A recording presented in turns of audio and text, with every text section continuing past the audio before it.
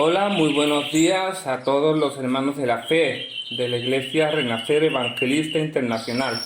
Bienvenido a este nuevo día de estudio de este devocional que nuestro Padre nos da para meditar, reflexionar y estudiar en su palabra, para meditar en ella de día y noche, porque no solo es eficaz, como dice en Hebreos 4:12, sino que también dice la palabra de Dios en 1 de Pedro, capítulo 2, versículos del 2 al 3, que debemos desear con ansias la leche pura de la palabra, como niños recién nacidos, así por medio de ella crecerán en su salvación, ahora que han probado lo bueno que es el Señor. Debemos de alimentar nuestro espíritu para ayudarnos a crecer espiritualmente. Debemos anhelar recibir el alimento de la palabra de Dios. Nuestro deseo debe parecerse al de un bebé recién nacido, que ansía recibir la leche materna, pues todas las palabras de nuestro Padre saciarán nuestra hambre espiritual. Si deseamos ser cristianos fuertes, debemos crecer y glorificar a Dios en todo.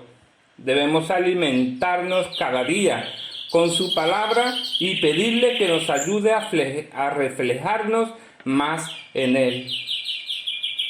Así mostraremos al mundo el gozo de la salvación y de servir a nuestro Señor Jesucristo. Ahora, queridos hermanos, vamos a estudiar en 2 de Samuel, capítulo 14. Vamos a ver la apelación en favor de Absalón. Dice 2 Samuel, capítulo 1, conociendo a Joab, hijo de Sarvia, que el corazón del rey se inclinaba por Absalón. Joab era una de las personas más cercanas a David a lo largo de toda su vida. No solo eran parientes, como hemos visto en Primera de Crónicas 2:13, 16, en Segunda de Samuel capítulo 2:18, sino que Joab siempre fue la mano derecha de David, hasta llegar a ser reconocido como el general del ejército de Israel. Segundo de Samuel 8:16. Si alguien conocía bien a David, este era Joab, y él sabía que el rey extrañaba a su hijo. Por eso continuamos con el versículo del 2 al 3.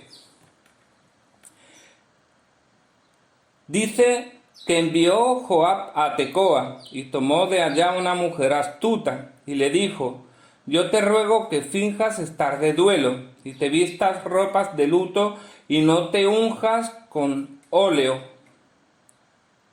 sino preséntate como una mujer que desde mucho tiempo está de duelo por algún muerto. Y entrarás al rey y le hablarás de esta manera. Y puso Joab las palabras en su boca.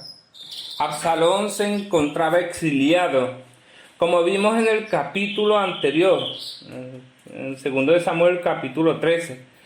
Absalón mandó a asesinar a Amnón como venganza por la violación de su hermana Tamar. Luego de eso Absalón salió huyendo y desde entonces no había vuelto a ver a David, su padre. El exilio era el mínimo castigo por haber procurado la muerte de su hermano, y por eso David no podía recibir a Absalón. Por otro lado, podemos suponer que David también tenía cargo de conciencia, porque en el pasado también él había procurado la muerte de un hombre, el esposo de Betsabé. David estaba en gran conflicto con respecto a su hijo y Joab se dispuso a ayudarlo. Lastimosamente para ello escogió el camino de la manipulación. Continuamos con el versículo del 4 al 5.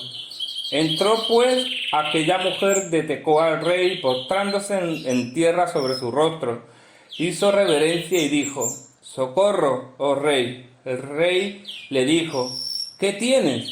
Y ella respondió: yo a la verdad soy una mujer viuda y mi marido ha muerto. Tu sierva tenía 2 hijos, y los 2 riñeron en el campo. Y no habiendo quien los separase, hirió el uno al otro y lo mató.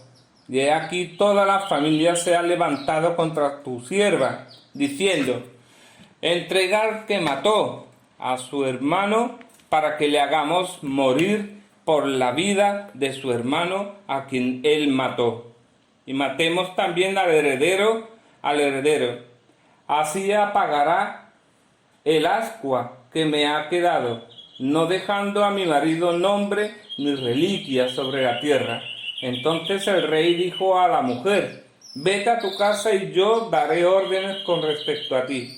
Y la mujer de Tecoa dijo al rey: Rey, señor mío, la maldad sea sobre mí y sobre la casa de mi padre, mas el rey y su trono sean sin culpa. Y el rey dijo: al que hablare contra ti, tráelo a mí y no te tocará más.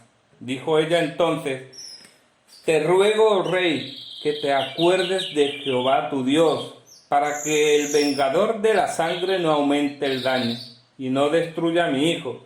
Y él respondió: vive Jehová, que no caerá ni un cabello de la cabeza de tu hijo en tierra.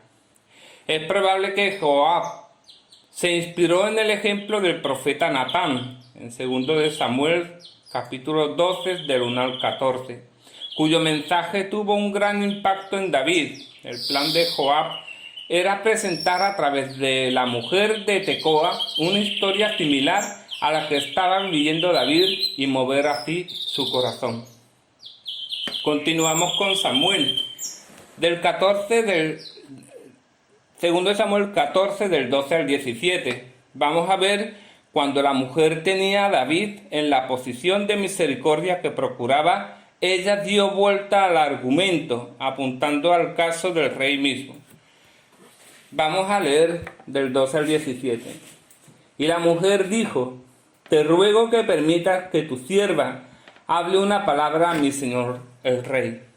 Y él dijo: habla. Entonces la mujer dijo: ¿por qué, pues, has pensado tú cosa semejante contra el pueblo de Dios? ¿Por qué hablando el rey esta palabra se hace culpable él mismo, por cuanto el rey no hace volver a su desterrado? Porque de ciertos morimos y somos como aguas derramadas por tierra, que no pueden volver a recogerse, ni Dios quita la vida, sino que provee medios para no alejar de sí al desterrado. Y el haber yo venido ahora para decir esto al rey mi señor, es porque el pueblo me atemorizó. Y tu sierva dijo: hablaré ahora al rey. Quizás él hará lo que su sierva diga, pues el rey oirá, para librar a su sierva de mano del hombre que me quiere destruir a mí y a mi hijo juntamente, de la heredad de Dios. Tu sierva, pues, dice: sea ahora de consuelo la respuesta de mi señor el rey, pues que mi señor el rey es como un ángel de Dios para discernir entre lo bueno y lo malo. Así Jehová tu Dios sea contigo. Continuamos que en ese momento David supo que la historia de la mujer era una manipulación y le preguntó quién estaba detrás de ello, aunque él ya tenía su sospecha. Lo vamos a ver en los siguientes versículos del 18 al 20, donde dice: entonces David respondió y dijo a la mujer: yo te ruego que no me encubras nada de lo que yo te preguntare. Y la mujer dijo: hable mi señor el rey.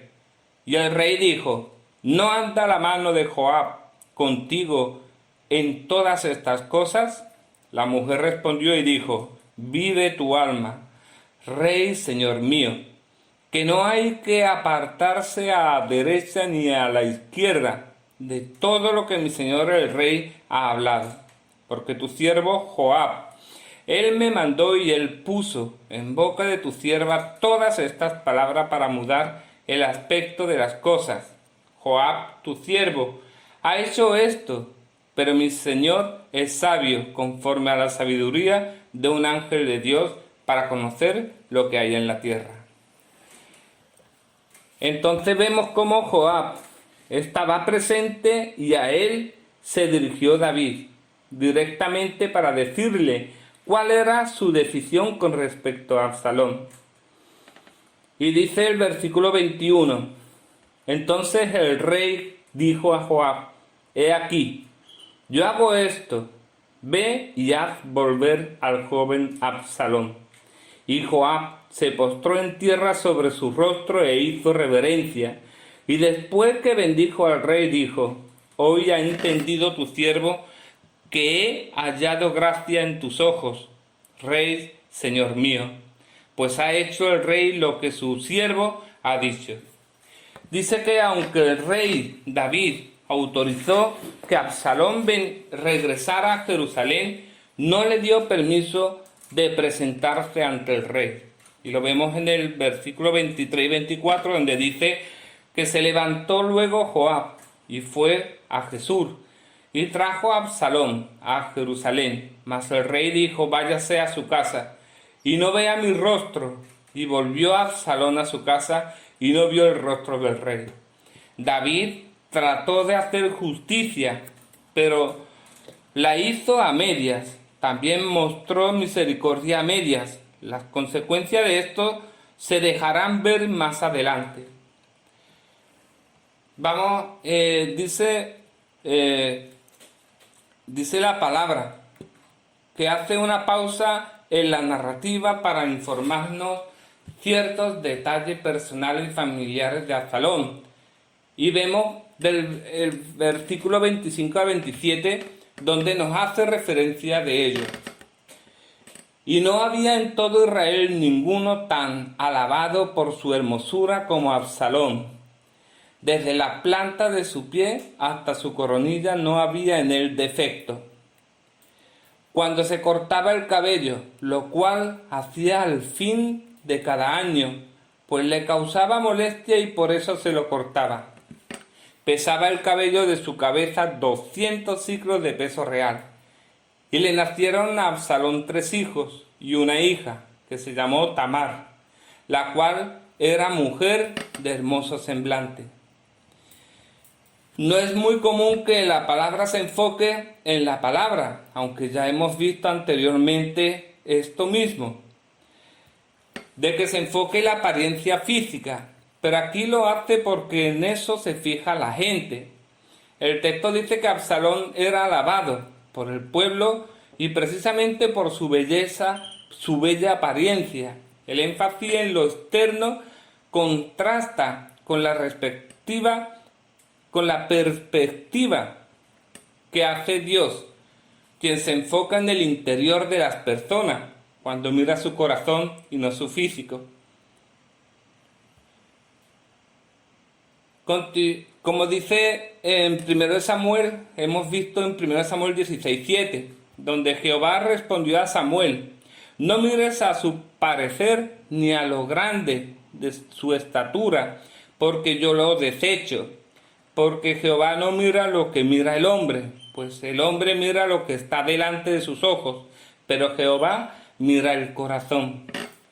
Más adelante veremos que la belleza exterior de Absalón contrasta con un corazón que no era puro ni limpio, sino lleno de resentimiento y venganza. Vamos a hacer una pequeña reflexión sobre los versículos 25 y 27, pues en el cual todos hemos sido bendecidos con el don de la vida y la cual nos brinda una oportunidad de disfrutar de toda la benevolencia que Dios nos da.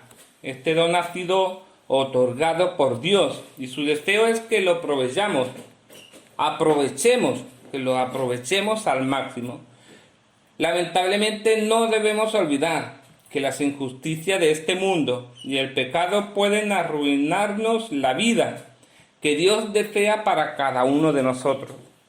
Así le pasó a este joven, llamado Absalón, quien fue bendecido con grandes bendiciones, pero el odio, el resentimiento y el pecado lo llevó a su ruina. Dios nos enseña cómo tener un testimonio claro delante del mundo y estar cada vez más cerca de Dios para poder discernir entre lo que está bien y lo que está mal.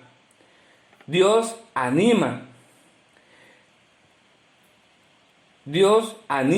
hoy a marcar una diferencia entre un hijo de Dios.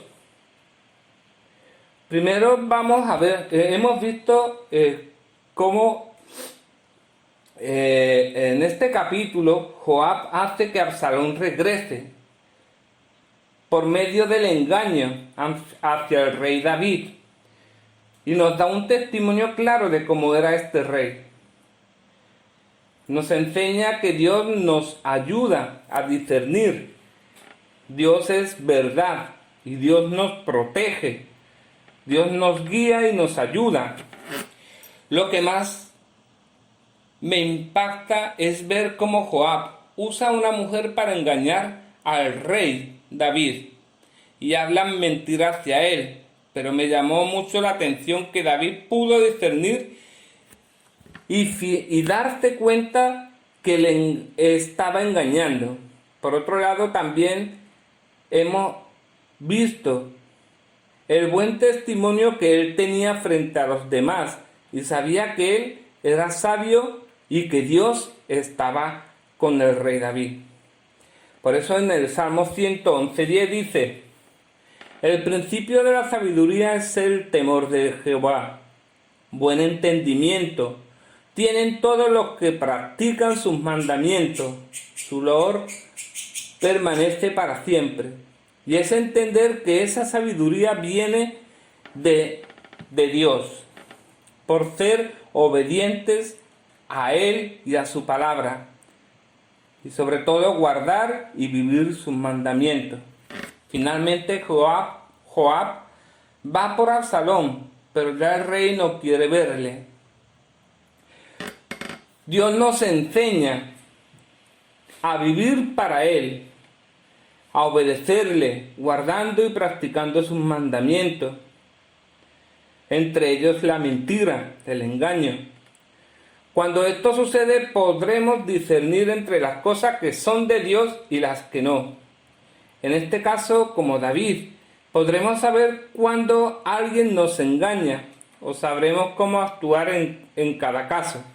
Pero además, al mismo tiempo, la gente sabrá que somos de Él y tendremos un buen testimonio para con los demás, para con nuestros hermanos.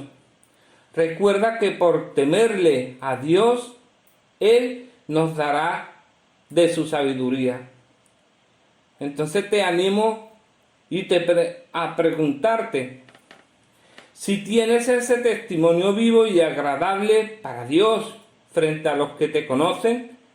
Si no es así, ¿qué harás para hacerlo? Recuerda que nada puedes hacer lejos de Dios. Entonces continuamos con los versículos 28. Dice la palabra, nos cuenta que Absalón dejó de ver a su padre por un periodo de 5 años, 3 años en exilio y 2 años en Jerusalén, pero sin permiso de ver al rey. Dice el versículo 28, y estuvo Absalón por espacio de 2 años en Jerusalén, y no vio el rostro del rey. En el versículo 29, cansado de esa situación, Absalón trató de contactarse con Joab para pedirle que intercediera en su favor ante David. Por eso dice en el versículo 29, y mandó a Absalón por Joab para enviarlo al rey, pero él no quiso venir, y envió aún por segunda vez y no quiso venir. Dado que Joab estaba evadiendo a Absalón, el joven dispuso llamar su atención de tal manera que no pudiera ignorarlo. ¿Y qué hizo? Lo vemos en los versículos 30 y 31. Entonces dijo a sus siervos: mirad, el campo de Joab está junto al mío, y tiene allí cebada. Id y prendedle fuego. Y los siervos de Absalón prendieron fuego al campo. Entonces se levantó Joab y vino a casa de Absalón y le dijo: ¿por qué han prendido fuego tus siervos a mi campo? Ya teniendo la atención de Joab, le pidió que intercediera en su favor, pues esa no era forma de vivir. Por eso en el versículo 32 dice: y Absalón respondió a Joab: he aquí yo he enviado por ti diciendo que vinieses acá, con el fin de enviarte al rey para decirle: ¿para qué vine de Jesús? Mejor me fuera a estar aún allá. Vea yo ahora el rostro del rey, y si hay en mí pecado, máteme. Entonces Joab accedió a hablar con David, y el rey aceptó finalmente recibir a su hijo. Lo vemos en el versículo 33, donde dice que vino pues Joab al rey,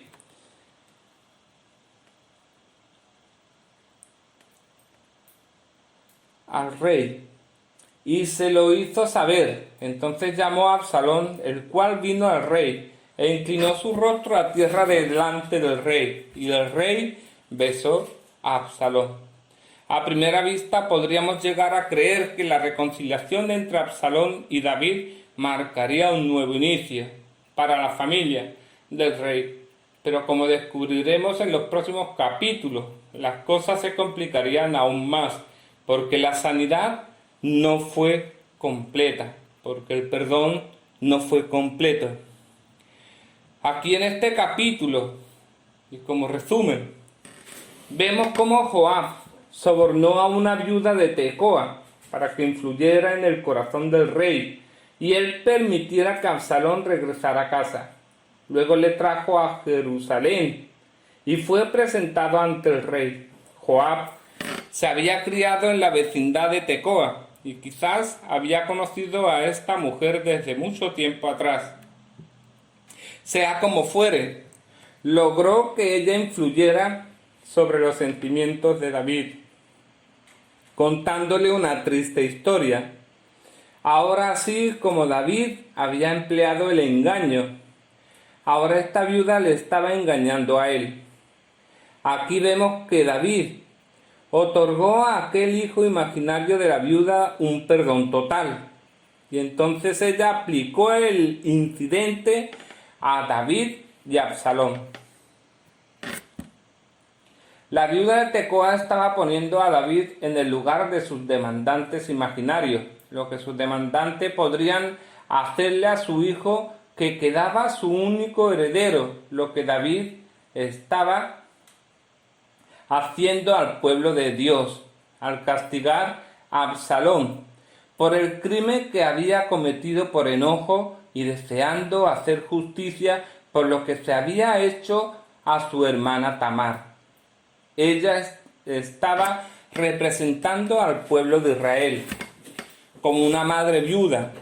Ella alegaba estar hablando en nombre de todo Israel y posiblemente expresaba los sentimientos del pueblo, porque Absalón era muy popular entre la gente y la gente pensaba que Amnón había recibido lo que se merecía. Veremos que, aunque con poco entusiasmo, David permitiría que su hijo Absalón regresase. Nos queda nuevamente la impresión de cuán reales fueron en la vida de David aquellas palabras del apóstol Pablo en Gálatas 6:7, ya mencionadas en otra ocasión, que decía: no os engañéis, Dios no puede ser burlado, pues todo lo que el hombre sembrare, eso también segará. Nos queda esa advertencia a los creyentes para que nos sometamos voluntariamente al Espíritu de Dios, para poder vivir juzgar y proceder viendo la maldad y el pecado como Dios los ve, reclamando por la fe la victoria sobre el mal por los méritos de la obra de Cristo en la cruz,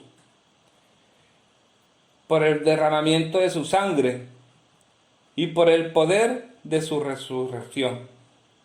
Hemos visto cómo Joab, el general del ejército, David, conociendo que el corazón del rey se inclinaba por Absalón, hizo venir a una mujer astuta de Tecoa y le dijo que fingiera estar de duelo, vistiéndose con ropas de luto, y se presentara entonces ante el rey como mujer que desde hacía mucho tiempo estaba de duelo, y que le contara al rey una historia triste, y le dijo todas las palabras que debía decir al rey. Así ella logró influir en los sentimientos de David contándole su triste historia. Ahora vimos que así como David había empleado el engaño, esa mujer entonces lo engañó a él. Esa viuda de Tecoa finalmente expresó al rey su deseo, que seguramente era el deseo de todo el pueblo, de que Absalón fuera autorizado a regresar. Absalón era un personaje popular entre la gente y todos pensaban que había cometido un acto de justicia al vengar la violación sobre su hermana Tamar, que habría sufrido su hermana. El desenlace de este incidente sería que Absalón sería autorizado a regresar. Fue una lástima que David no quisiera ver a su hijo. En realidad este gesto preparó el escenario para la rebelión de Absalón, acerca de la cual leeremos en el próximo capítulo 15. Absalón era una mala persona, pero un político inteligente. Su acción despótica de hacer incendiar un campo de Joab, que se había negado a acudir a su llamado para obligarle a venir, revela mucho sobre su personalidad. La estrategia usada por Absalón tuvo finalmente éxito para forzar la reconciliación con su padre. Aunque el beso de David fue una señal de una reconciliación y de una restauración de la posición de Absalón como el rey del hijo, el hijo del rey, fue un acto consentido con reticencia por parte del rey. El hecho de que su padre no le hubiera concedido en un principio un perdón instantáneo e incondicional le había dolido. Dios nos había perdonado a David a medias, diciéndole, por ejemplo, bueno, te perdonaré, pero ya no tendremos una relación de compañero. No te restauraré el gozo de tu salvación. Cuando Dios perdona, lo hace completamente. A usted, a mí, se nos aconseja lo siguiente en la carta del apóstol Pablo a los Efesios 4:32, que dice: antes sed benignos unos con otros, misericordiosos, perdonándoos unos a otros, como Dios también nos perdonó a vosotros en Cristo. Entonces, ¿nos ha perdonado Dios? Sí, lo ha hecho. Entonces, ¿de qué manera tenemos que perdonar a otros? Pues de la misma forma en que Dios lo hace con nosotros. David tendría que haber perdonado a Absalón, pero con su actitud estaba, sin saberlo, preparando el ambiente para la rebelión. Estimado hermano, nuestro Dios es un Dios que perdona. El apóstol Pablo nos dijo en su carta a los Gálatas 6:1: hermanos, si alguno fuere sorprendido en alguna falta, vosotros que sois espirituales, restauradle con espíritu de mansedumbre, considerándote a ti mismo, no sea que tú también seas tentado. A veces pareciera que muchos de nosotros no leyéramos este versículo correctamente y su significado. Somos reticentes para perdonar y en algunas ocasiones podemos llegar a ser cruelmente críticos y poco cariñosos, no perdonando de corazón, siempre teniendo ahí la rencilla de la mentira. Es cierto, en los cuales la verdad debe ser expresada con claridad. El perdón debe ser completo y de verdad. Pero cuando alguien solicita el perdón, este deberá ser ofrecido inmediatamente. David, pues, cometió un gran error al no perdonar a su propio hijo. Tal como Dios había perdonado a David, el rey viviría lo suficiente como para lamentarlo. Ahora, queridos hermanos, vamos a orar con este Salmo 111 para pedir que sea nuestro Dios quien haga justicia. Pedimos y damos gracias por sus grandes obras en nuestras vidas. Damos gracias por su gran misericordia para con nosotros. Pedimos que nos ayude a guardar y grabar en nuestro corazón sus mandamientos para ser fieles a su palabra. Nos fortalezca en espíritu y en su verdad, pues solo Él es todopoderoso y único Dios. Gracias, Padre, por ayudarnos en nuestro camino y mantenernos en la rectitud de tu verdad. Ayúdanos, Padre, a entender y danos sabiduría para entender tu palabra y ser merecedores de ser llamados hijos de Dios. Ahora leamos, queridos hermanos, este Salmo 111 que dice: Alabaré a Jehová con todo el corazón, en la compañía y congregación de los rectos. Grandes son las obras de Jehová, buscadas de todos los que las quieren. Gloria y hermosura es su obra, y su justicia permanece para siempre. Ha hecho memorables sus maravillas. Clemente y misericordioso es Jehová. Ha dado alimento a los que le temen. Para siempre se acordará de su pacto. El poder de sus obras manifestó a su pueblo, dándole la heredad de las naciones. Las obras de sus manos son verdad y juicio. Fieles son todos sus mandamientos, afirmados eternamente y para siempre, hechos en verdad y en rectitud. Redención ha enviado a su pueblo, para siempre ha ordenado su pacto, santo y temible en su nombre. El principio de la sabiduría es el temor de Jehová. Buen entendimiento tienen todos los que practican sus mandamientos. Su loor permanece para siempre. Bueno, amén y amén. Bueno, queridos hermanos, gracias un día más por escuchar la palabra que nos alimenta, ese sustento espiritual.